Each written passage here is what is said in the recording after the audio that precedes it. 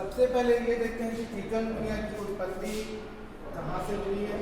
ठीक है, तो चिकनगुनिया की जो उत्पत्ति जो हुई है वो अफ्रीका देश के, है ना, अफ्रीका देश में बोले जाने वाले दो भाषा है जिसे मोकोंडो और बंदू लैंग्वेज कहा जाता है, और इसी लैंग्वेज से इनकी उत्पत्ति हुई है, जिसका मतलब होता है बेंट्स ऑफ होता है। ठीक है, बेंट्स ऑफ, या इसे झुक जाना भी कहा जाता है, हिंदी में झुक जाना। और ठीक है, तो मकोंडे भाषा में चिकनगुनिया का अर्थ होता है ना, जो एक दूसरा अर्थ भी होता है दूरा कर देना। ठीक है, दूरा कर देना होता है। और इस रोग के जो वायरस मुख्य रूप से ये बंदर में पाए जाते हैं। ठीक है, चिकनगुनिया के जो मेन वायरस जो होता है वो बंदर में पाए जाते हैं, और ये कभी कभी ये मानव सहित अन्य प्रजातियों में भी ये प्रभावित हो सकती है।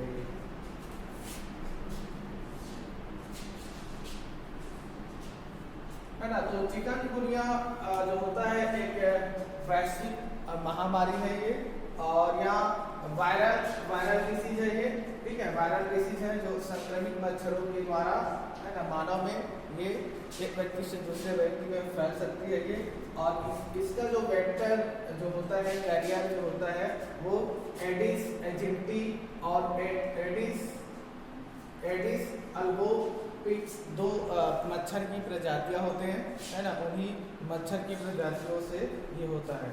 ठीक है, और इनका जो पैथोजेंस जो होता है, रोग का जो कारक जो है, रोग कारक, ठीक है, इसका रोग कारक जो होता है वो अल्फा वायरस होता है। ठीक है, अल्फा वायरस के द्वारा ही चिकनगुनिया फैलता है। तो मच्छर जो होता है एडिस एजिप्टी और एडिस अल्बोपिक्स जो मच्छर है वो वाहक होते हैं। ठीक है, उसमें ये जो वायरस जो होता है अल्फा वायरस वो इंटर करता है, उसमें रहता है, मतलब उनके लार्वा में, और वो मच्छर जब इंसान को काटते हैं तो उनका जो वायरस जो होता है वो मनुष्य में प्रवेश कर जाते हैं।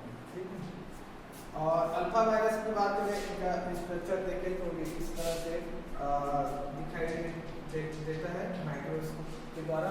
देखिए आरएनए वायरस है, याद रखिएगा, जीनोमिक आरएनए वायरस है। ठीक है, जीनोमिक आरएनए वायरस होने की वजह से इनका जो अभी तक वैक्सीन नहीं बन पाया है, नहीं इनका कुछ एंटीवायरल मेडिसिन भी नहीं है। ठीक है, इनका यहाँ पर जो आपको दिखाई दे रहा है वो कैप्सिड, मतलब ये वाला जो आपको दिख रहा है ना, कैप्सिड प्रोटीन होता है, जबकि यहाँ पर आपको जो ये दिखाई दे रहा है ऊपर में, है ना, येलो कलर का जो दिखाई दे रहा है, ये ग्लाइको प्रोटीन से बना हुआ जाता है। ठीक है, ग्लाइको प्रोटीन से बना है, और इसी ग्लाइको प्रोटीन से बने होने के कारण ये बहुत डेंजर है, क्योंकि इनका जो आउटर लेयर जो होते हैं उनको कोई भी मेडिसिन जो होता है वो उसको मतलब डिस्ट्रॉय नहीं कर पाता है इसको। ठीक है,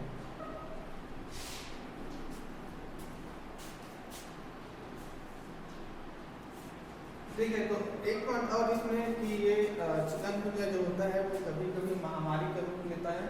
ठीक है, तो ये चिकनगुनिया सबसे तेजी से फैलने वाला मतलब ये रोग है ना, और ये वायरस जो होता है वो नए नए क्षेत्रों में भी फैलने की क्षमता रखता है, क्योंकि यहाँ एक यात्रा से जुड़ी हुई बीमारी होता है, और इस वायरस के 4 अलग अलग जीनोटाइप पाया जाता है।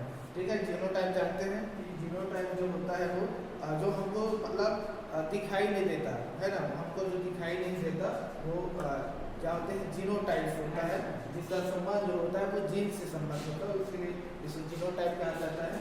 और ये एशियाई, पश्चिम अफ्रीका, साउथ अफ्रीका और हिंद महासागर के एरिया में ये पाए जाते हैं। ठीक है, और चिकनगुनिया की पहचान जो है वो एक अलग भौगोलिक पहचान के रूप में भी किया जा सकता है। लगभग ये 40 देशों में, है ना, Asia, Cambodia, Bharat, Indonesia, Malaysia, Maldives, है ना, Pakistan, Myanmar, Taiwan, Thailand, Vietnam जैसे कुछ देशों में ये मतलब देखा गया है। और यूरोपीय देशों में खासतौर पर एकमात्र जो है वो इटली एकमात्र यूरोपीय देश है जहाँ पर इसका प्रकोप सबसे ज़्यादा देखा गया है। ठीक है,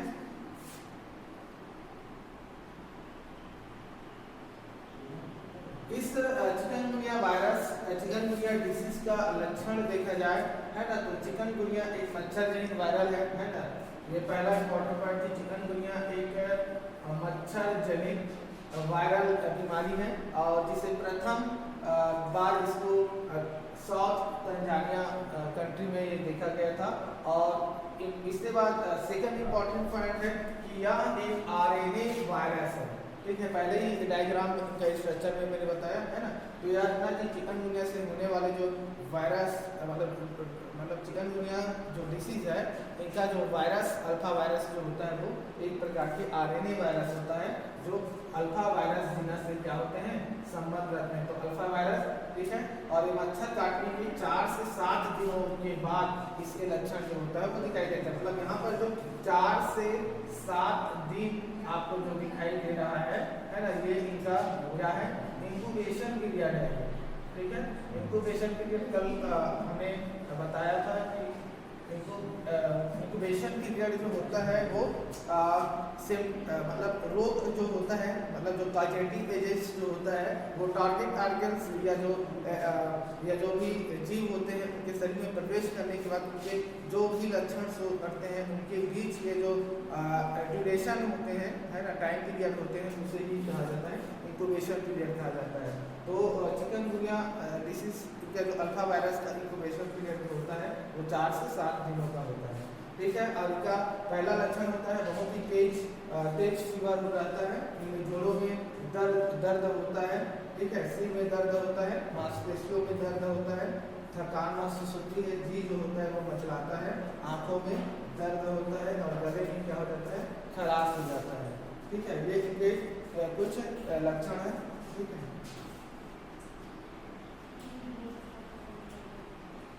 इसकी बात इम्पोर्टेंस इसमें और है कुछ कि इनमें जोड़ों का जो दर्द होता है ना, वो कभी मरीज को एकदम ना कमजोर बना देता है, दुर्बल बना देता है, ठीक है। और आमतौर पर ये दर्द जो होता है वो कुछ दिनों तक रहता है और ये लंबे समय तक भी हो सकता है ना। और अधिकांश रोगी जो होता है वो ठीक हो जाते हैं, लेकिन जोड़ों का दर्द, ठीक है, याद रखना, इस रोग से बीमारी तो दूर हो सकता है लेकिन इनका जो दर्द जो होता है जोड़ों में, ज्वाइंट में जो पेन होते हैं तो कई महीनों और कई वर्षों तक भी हो सकता है, ठीक है। और ये आंख और न्यूरोलॉजिकल संबंधित जटिलताएं भी इन मामलों में उभर कर सामने आ सकती है और कई मामलों में ये गैस्ट्रोइंटेस्टिनल की भी समस्या होती है, ठीक है। तो 3 पॉइंट इंपॉर्टेंट है, एक आंख और एक होता है न्यूरोलॉजिकल, मतलब सीधा नर्वस सिस्टम से संबंधित है यहाँ पर, ठीक है। और गैस्ट्रोइंटेस्टिनल है ना, ये 3 समस्याएं इनमें सबसे ज़्यादा देखा गया है, ठीक है। और इससे दर्द के कारण जो पीड़ित मरीज जो होता है वो कुछ खा पी नहीं सकता है और इस वजह से पानी की क्या हो जाती है, कमी हो जाती है, ठीक है। तो यार ना इस जो चिकनगुनिया जो डिसीज है इसमें मरीज में पानी की भी कमी हो जाती है क्योंकि वो कुछ खा पी नहीं सकता, इसलिए उनमें पानी की कमी हो जाती है, ठीक है।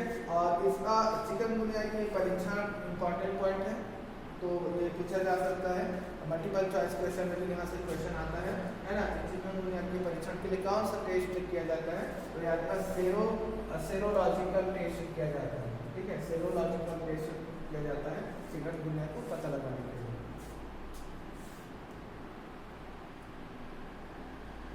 इसके बाद देखते हैं कि चिकनगुनिया जो होता है वो कैसे फैलता है, ठीक है, कैसे फैलता है। तो पहला पॉइंट कि ये संक्रमित मादा मच्छरों की काटने से, ठीक है, संक्रमित मादा मच्छरों के काटने से ये वायरस मनुष्यों में फैलता है। और इसका अर्थ है कि मच्छर तब संक्रमित होते हैं जब वे इस वायरस से संक्रमित किसी अन्य व्यक्ति को काटते हैं और संक्रमित मच्छरों के काटने के माध्यम से अन्य व्यक्तियों में भी ये फैलता है, ठीक है। दूसरा पॉइंट कि यह बीमारी उन्हीं मच्छरों से होती है, ठीक है, यह बीमारी उन्हीं मच्छरों से होती है जो डेंगू वायरस को प्रसारित करते हैं, ठीक है। डेंगू वायरस में भी देखे थे एजेप्टी जो मस्किटो था उससे इनमें भी होता है, ठीक है। और यह मच्छर दिन के दौरान, है ना, यह मच्छर दिन के दौरान और रात में भी काटते हैं और ज़्यादातर दिन के उजाले में यह वायरस या मच्छर काटते हुए भी पाया जाता है, ठीक है। और इस वक्त नेक्स्ट पॉइंट है कि यहाँ एडिस एजिप्टी और एडिस अल्बोपिक्स ये मच्छरों से फैलता है, ठीक है, ये याद रखना ये वाला पॉइंट, ठीक है। एडिस एजिप्टी और एडिस अल्बोपिक्स मच्छरों से ये फैलता है। और चिकनगुनिया वायरस है ना, चिकनगुनिया वायरस एक माँ से उसके नवजात शिशुओं में नहीं फैलता है, ये पॉइंट याद रखिएगा, ठीक है। ये चिकनगुनिया वायरस एक माँ से उसके नवजात है ना, नवजात शिशुओं में यह नहीं फैलता है, लेकिन यह किसी संक्रमित व्यक्ति के ब्लड, ठीक है, संक्रमित व्यक्ति के ब्लड ट्रांसफ्यूजन से संभव मतलब फैल सकता है, ठीक है। ब्लड की कमी हुआ है ना, ब्लड की कमी हुआ तो आपको में ब्लड ट्रांसफ्यूजन करेगा, तो ट्रांसफ्यूजन करेगा तो उसके यदि ब्लड में वो वायरस है तो उनका वायरस जो है वो आपकी बॉडी में प्रवेश कर सकता है। तो इसलिए बोला जा रहा है कि यहाँ पर जो ब्लड ट्रांसफ्यूजन की वजह से ये आप में फैल सकती है, जबकि एक माँ के द्वारा नवजात शिशुओं में यह नहीं फैल सकती, ठीक है।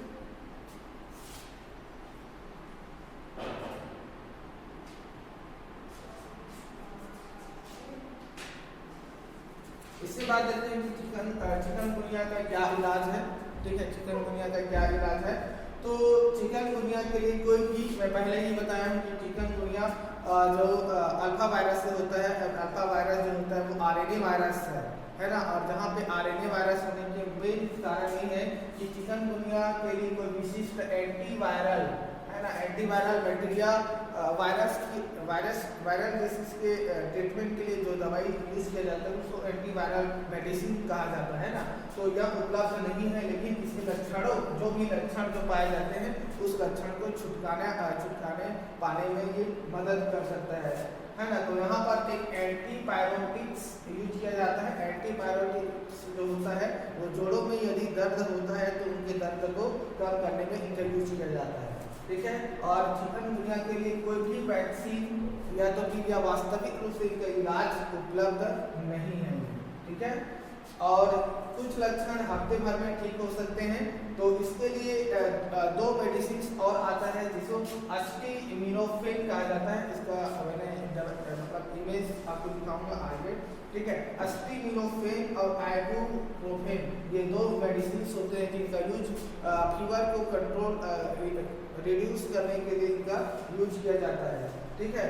और ये आपको मतलब ये ज़्यादातर जो तरल पदार्थ जो होते हैं, लिक्विड मटेरियल्स जो होते हैं, उनको आपको सेवन करना चाहिए और आराम करना सबसे ज़्यादा इम्पोर्टेंट है, ठीक है। और यह वायरस उनके गंभीर भी हो सकते हैं, और गंभीर हुआ तो ये हाई ब्लड प्रेशर और दिल की जो बीमारी जो होती है ना, और डायबिटीज जैसी बीमारियों से भी ये आपको पीड़ित कर सकता है, ठीक है। तो ये कुछ मेडिसिन है जो मैंने अभी बताया। एसिटामिनोफेन, ठीक है, ये दवाई ऐसे दिखता है, एसिटामिनोफेन जो 5 mg का रहता है, ठीक है। और इसके बाद अगला जो मेडिसिन है वो है आइबुप्रोफेन टेबलेट्स, ठीक है, आइबुप्रोफेन टेबलेट्स 200 mg का। और थर्ड में सबसे इम्पोर्टेंट ये है क्लोरोक्वीन फास्फेट, सबसे वेरी इम्पोर्टेंट है ना। क्लोरोक्वीन फास्फेट जो है वो अभी मैंने बताया इनका वर्ल्ड में पूरे विश्व में एंटीवायरल मेडिसिन के रूप में यूज किया जा रहा है। सबसे ज़्यादा अभी कोरोना वायरस के केस में भी एंटीवायरल मेडिसिन के रूप में इनका सबसे ज़्यादा यूज किया जा रहा है, ठीक है। याद रखना क्लोरोक्वीन फास्फेट जो होता है वो दुनिया में सबसे ज़्यादा एंटीवायरल मेडिसिन के रूप में यूज किया जा रहा है, एकमात्र मतलब ये मेडिसिन है ये, ठीक है। इसके बाद नेक्स्ट पॉइंट इसी के बारे में थोड़ा सा है ना कि क्लोरोक्वीन जो होता है ये रोग के लक्षणों के विरुद्ध प्रभावी मेडिसिन होता सिद्ध हुआ है, प्रूफ किया है इनमें। और ये एंटीवायरल एजेंट के रूप में भी हो सकता है। और पीड़ा की दशा में क्या होता है, गठिया जो रोग होते हैं जहाँ पे जॉइंट में पेन होता है ना, तो उसके समान भी हो सकता है। इसलिए यहाँ पर एक और मेडिसिन जो यूज तो करते हैं लेकिन वो कारगर नहीं हो पाता है, जैसे एस्पिरिन कहा जाता है, ठीक है। तो एस्पिरिन जो होता है वो नहीं कर पाता है, तो गठिया से संबंधित होता है। लेकिन जो एंटीवायरल क्लोरोक्वीन जो मेडिसिन जो होता है वो इनका यूज बहुत ज़्यादा मात्रा में यूज नहीं किया जाता है। इसका रोकथाम के लिए कुछ उपाय है ना, कि इस रोग के विरुद्ध बचाव का सबसे प्रभावी जो तरीका जो होता है वो सबसे पहले, क्योंकि आपके में ये वायरस जो है वो किसके माध्यम से फैल रहा है, मच्छर के काटने से फैल रहा है। तो सबसे इम्पोर्टेंट पॉइंट ये है कि जो वाहक जो होता है, मच्छर जो होता है, मच्छरों का हमसे जो संपर्क है उन संपर्क को सबसे पहले क्या करना चाहिए, उनको तोड़ना चाहिए, है ना।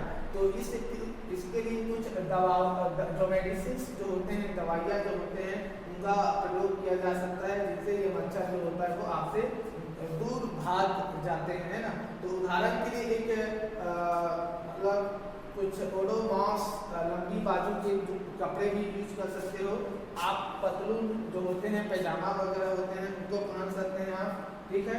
और यहाँ पर कपड़े में एक दवाई का यूज कर सकते हैं जिसे पायरोक्लोरिड मेडिसिन कहा जाता है ना।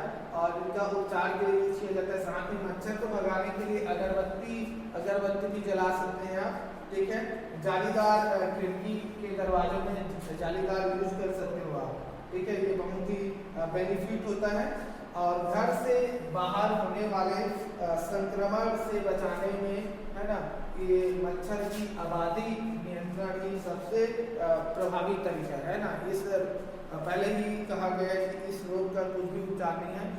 सबसे इम्पोर्टेंट ये है कि जो मच्छर मनुष्य से जो संपर्क हो रहा है उस संपर्क को आपको रोकना है ना। तो सबसे प्रभावी तरीका वही है कि आप मच्छरों के लिए कुछ सावधानियाँ, है ना, नेट वगैरह यूज कर सकते हो, मस्किटो नेट, है ना, मच्छरदानी वगैरह का, अगरबत्ती वगैरह, है ना, खिड़की दरवाजे में आप नेट लगा दीजिए जालीदार, है ना।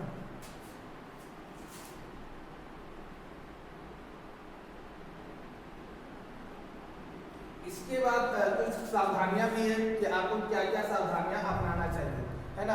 तो सबसे पहला पॉइंट कि आपको, है ना, आपको अपने आसपास, है ना, आपको अपने आसपास कोई भी बर्तन में पानी जमा नहीं होना चाहिए, है ना। जमा नहीं रखना है पानी को, क्योंकि इसको जमा रखने से इससे मच्छरों को जन्म होने की संभावना सबसे ज़्यादा होती है। तो पहला पॉइंट यही है कि आपको बर्तन में पानी को जमा करके नहीं रखना है, ठीक है।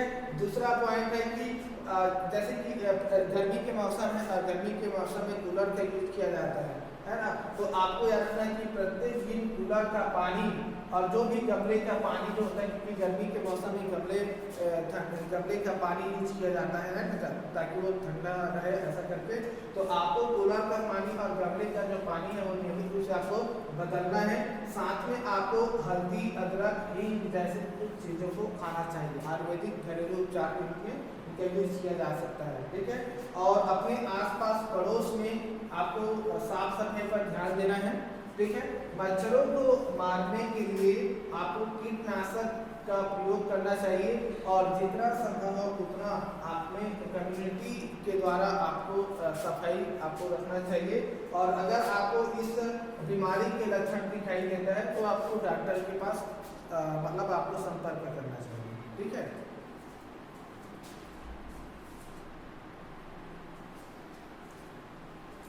अब पूरा ओवरऑल पढ़ने के बाद हमको एक इम्पॉर्टेंट निष्कर्ष ये है ना, इसका पूरा इम्पॉर्टेंट निष्कर्ष ये है कि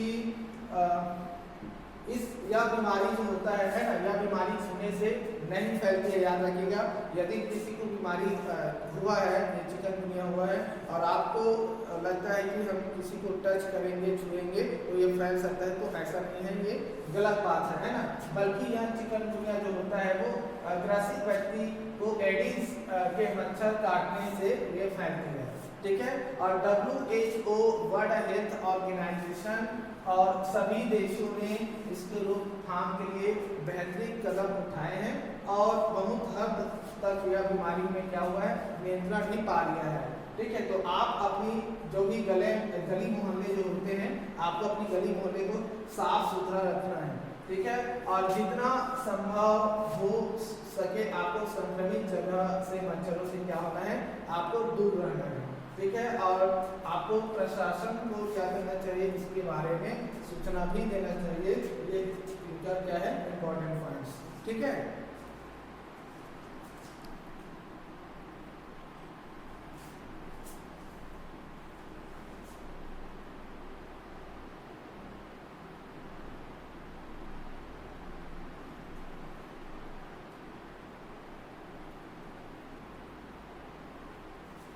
चलिए इसके बाद नेक्स्ट एक और डिसीज देखते हैं जिसे कॉमन कोल्ड कहा जाता है। ठीक है, अगला डिसीज जो है वो है कॉमन कोल्ड। ठीक है, कॉमन कोल्ड साधारण जुकाम के बारे में थोड़ा सा देख लेते हैं। ठीक है, तो कॉमन कोल्ड के बारे में एक्चुअली थोड़ा सा आज ये वाला टॉपिक नहीं हो पाएगा। ठीक है, तो आप लोगों को क्योंकि कॉमन कोल्ड कि इसके जो वायरस जो होते हैं वो बहुत सारे वायरस होते हैं। ठीक है, तो ये वाला खासतौर पर यहाँ पर जो वायरस होता है कोरोना वायरस है ना, कोरोना वायरस के वजह से भी ये सर्दी जुकाम होता है। ठीक है, तो मैं थोड़ा सा कोरोना वायरस का आपका एक वीडियो क्लिप दिखाना चाहता हूँ, है ना, तो आप ये वीडियो क्लिप थोड़ा सा देख लीजिए। बाकी ये जो कॉमन कोल्ड वाला जो डिसीज है उसको मैं कल आपको दिखाऊंगा। ठीक है, मतलब इसको एक्सप्लेन करूंगा। तो अभी थोड़ा इसके कोरोना वायरस का वीडियो क्लिप आप देख लीजिए।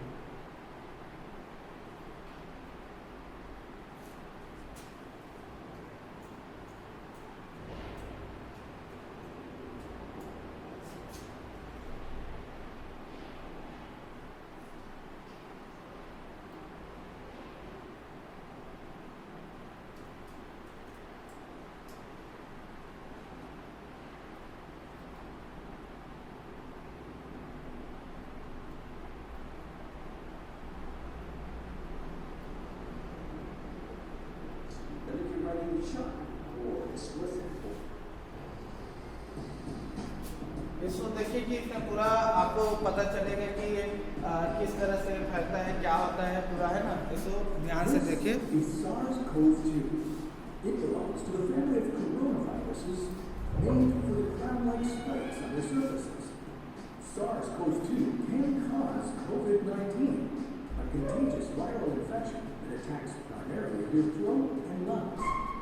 What actually happens to your body when you contract the coronavirus? What exactly causes your body to develop pneumonia? And how would a vaccine work? The coronavirus must infect living cells in order to reproduce. Let's have a closer look.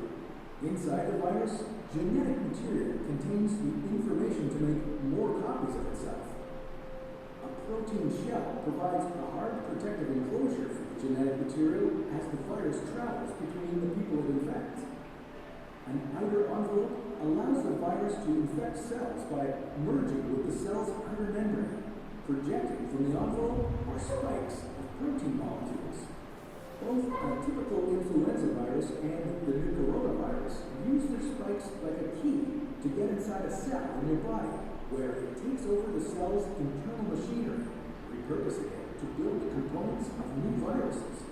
When an infected person talks, coughs, or sneezes, droplets carrying the virus may land in your mouth or nose and then move into your lungs. Once inside your body, the virus comes in contact with cells in your throat, nose, or lungs. One spike on the virus inserts into a receptor molecule on your healthy cell membrane like a key in a lock. This action allows the virus to get inside your cell. A typical flu virus would travel inside a sac made from your cell membrane to your cell's nucleus that houses all its genetic material. The coronavirus, on the other hand, doesn't need to enter the host cell nucleus. It can directly access parts of the host cell called ribosomes. Ribosomes use genetic information from the virus to make viral proteins, such as the spikes on the virus's surface.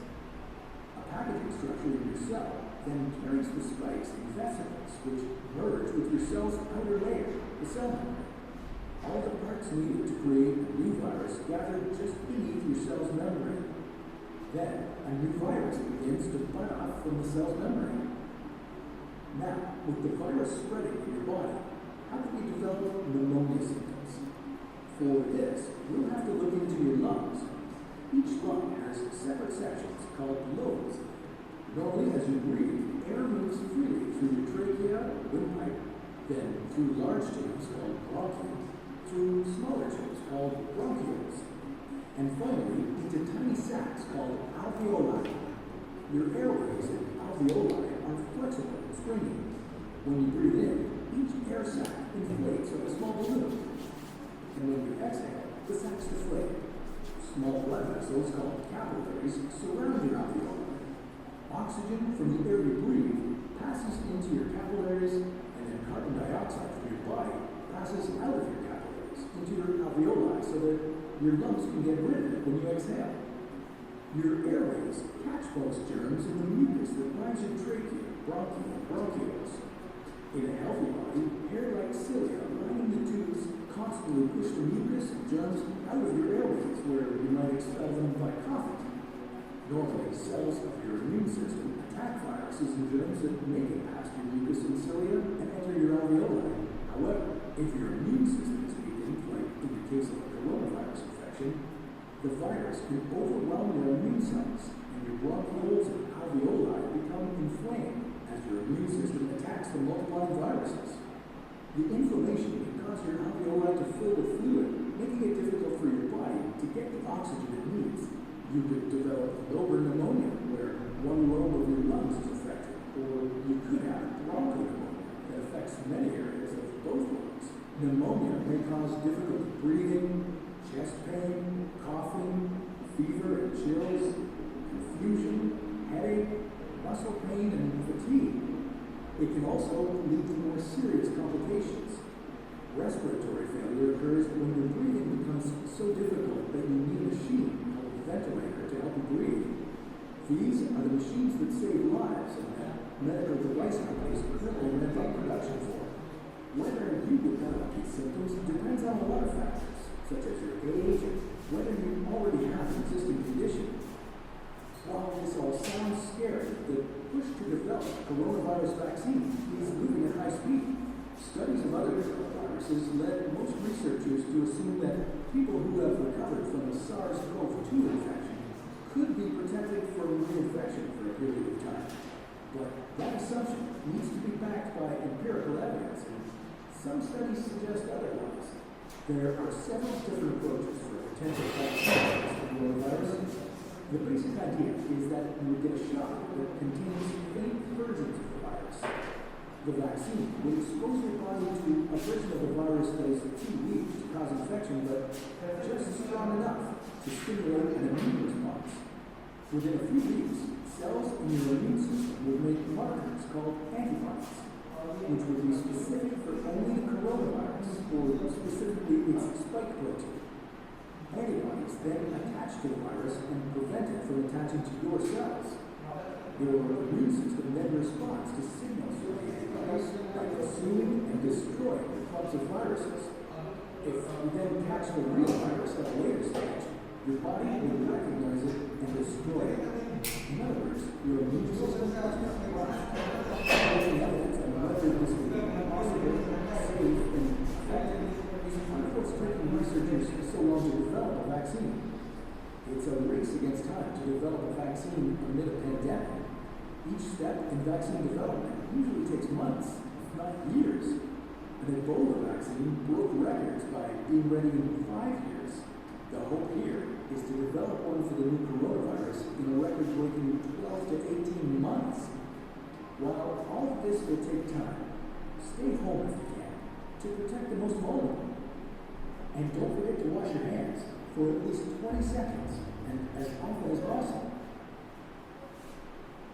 This video was a collaboration between Nucleus Medical Media and the What If Chat, where we usually dive into the scenarios of the human body, humanity, our planet, and our cosmos.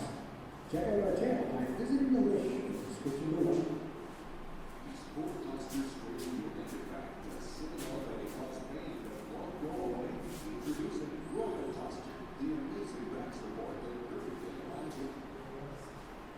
ठीक है, तो कल की class में ये वाला साधारण जुकाम जो है वो देखेंगे। चलिए, जो टॉपिक है वो थोड़ा लंबा है, इसलिए मैंने इसको आज पूरा नहीं किया है ना। तो कल की क्लास में हम साधारण जुकाम की पूरा डिटेल्स देखेंगे। ठीक है, थैंक यू।